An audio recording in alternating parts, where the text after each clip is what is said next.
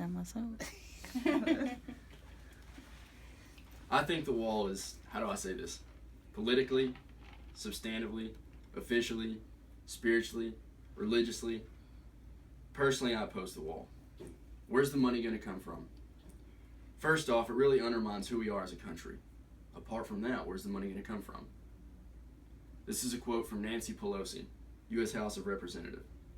This quote was retrieved from www.conservativeview.com on 28 March 2017. Who we are as a country. Personally, as a country, I believe we should be ashamed of ourselves. This country, I believe, has reverted itself back to black versus white, brother versus brother. Sound familiar? And it's being led falsely by corrupt media. Sadly, this is who we are as a country. At this point, radical hate groups are peaceful protesters. A religion of terror and hatred is now the religion of peace. If you're a Muslim in America, you're a hero. If you're a Christian in America, you're an intolerable bigot. Burn my flag and take a knee, and you're breaking barriers. Salute my flag and support our president, and you're uneducated, racist, deplorable piece of trash. This is our country in its current state. Now I could go on what is actually going on in our country, my beloved America. Disclaimer, I refuse to get my news from CNN or Facebook. What I would like to hit on are two main subjects is illegal immigrants. Illegal immigrants. That's illegal. ILLEGAL. Illegal immigrants and refugees. According to www.endhomelessness.org, retrieved 28 March 2017, posted on 6 April 2016. On any given night in January 2015, 500,643 people were experiencing homelessness. This statistic is based off Americans, of course. Out of this statistic, about 49,933 of these people were veterans. This statistic is terrifying. Why, one may ask? Well, in 2014 alone, the number of illegal immigrants in America was over 11 million. Why do they come here? To escape extreme poverty or homelessness in their own country. According to another website, www.heritage.org, retrieved 28 March 2017, there are approximately 3.7 million unlawful immigrant households in America. These households impose a fiscal burden of around $54.5 billion per year. So to answer the question of Congresswoman Pelosi, where's the money going to come from? Well, without getting too animated, why don't we deport those who are here illegally? The ones living off our dollar. The ones who are not paying taxes and being rewarded for it. The ones who are undocumented, but somehow are living off our government. And in some cases, living much better than myself and my family.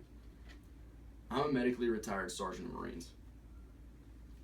I'm also a full-time college student and an in-school suspension student supervisor at a local junior high. Each month, I get a check from my GI Bill that pays for my school and my housing. I also get a check for being 90% disabled from the Marine Corps, as well as my check from the school.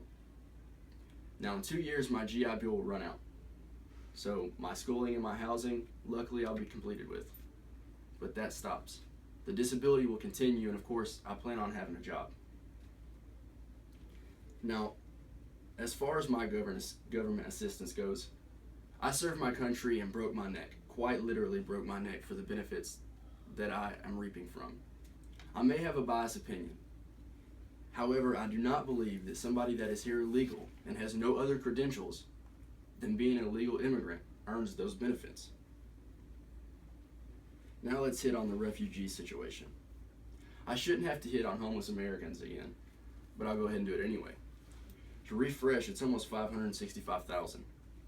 I get it. To quote Union Army General William Tecumseh Sherman, war is hell.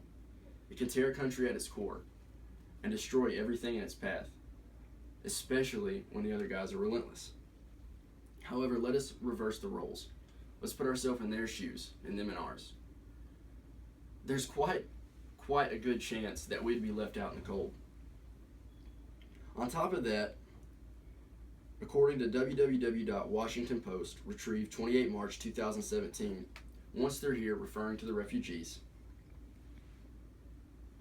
the federal government has an entire office dedicated to resettling them, making sure they get medical assistance, and some spending money, $1,000 per refugee, along with English language and some job training classes.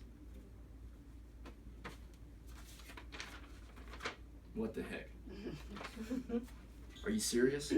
So apparently we'd rather bring in other people from other parts of our war-torn world, house them, feed them, rehabilitate them, teach them our language, teach them our jobs, and pay them all this while. But we let our own people, our own Americans, our own veterans, live on the streets. Without taking up too much more of your time, President Trump's wall. It can be built. I, for one, agree with the idea as well as many other of his ideas. And for those that oppose, it's fine. That's your opinion. You're entitled to that, just as I'm entitled to mine. But if the wall's never built, let's get those who should not be here, to include illegal immigrants and refugees that don't belong. Let's get them out. Let's take the funding away from their hands and put it back into our hands. Let's put America first. Let's clean up our streets. Let's rehabilitate our people. Let's rebuild our cities, such as Detroit, and house those who served our country. Let's get more programs funded to help the some 32 million illiterate Americans first, instead of educating refugees or illegal immigrants. Let's make sure we do not go hungry, we do not go cold, and we do not go homeless first. So take this quote for what it's worth and for what it's saying without putting some hate speech spin on it. From this day forward, it's going to be only America first. President Donald Trump, 2017 presidential inauguration. Let's put America and Americans first. Let's start by rebuilding the bridges that we have internally burnt in our country.